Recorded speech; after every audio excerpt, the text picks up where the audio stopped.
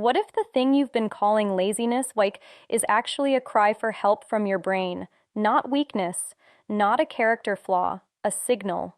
Quiet at first, then louder, that something inside you has been running on empty for far longer than you've admitted. Here's what most people completely misunderstand about burnout.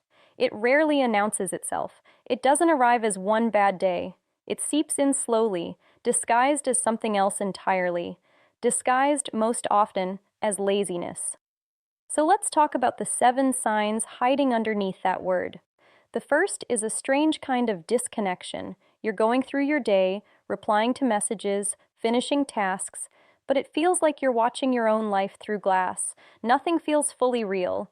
People assume this means you don't care anymore. The truth is almost the opposite. You've cared so hard for so long that your mind started quietly turning the volume down on everything, including the things that used to matter most. The second sign follows right behind it. Losing motivation for things you genuinely love. The hobby that used to excite you now feels like effort.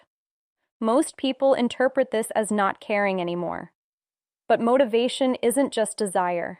It requires energy to turn desire into action. And when that energy is gone, even the things you love most can feel impossible to reach for.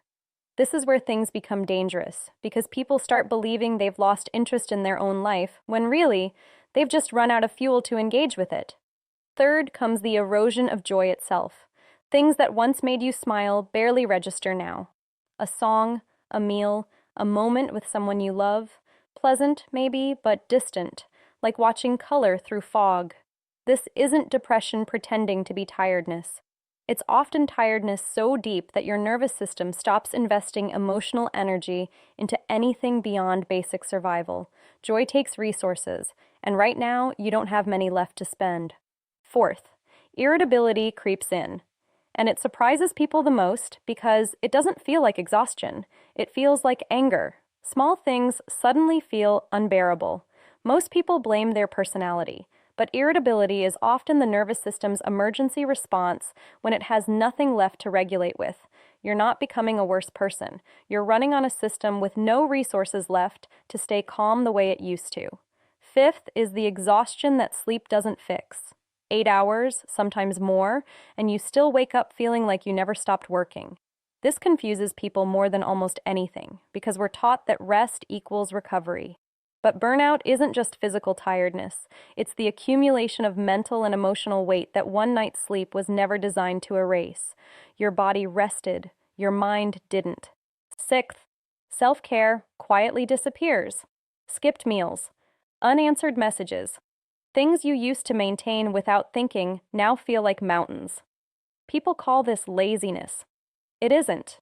When your mind is using everything it has just to keep you functioning, basic maintenance becomes the first thing sacrificed, not because you don't care about yourself, but because there's nothing left over to spend on caring.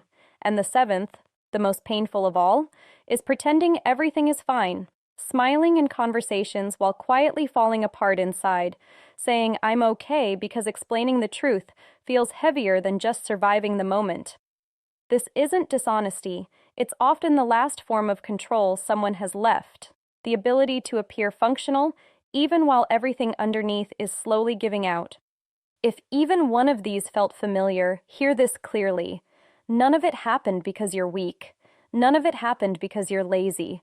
It happened because somewhere along the way, life asked more of you than your mind and body were ever designed to carry.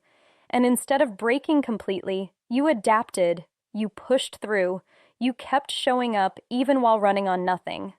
That isn't failure. That's resilience finally asking for rest.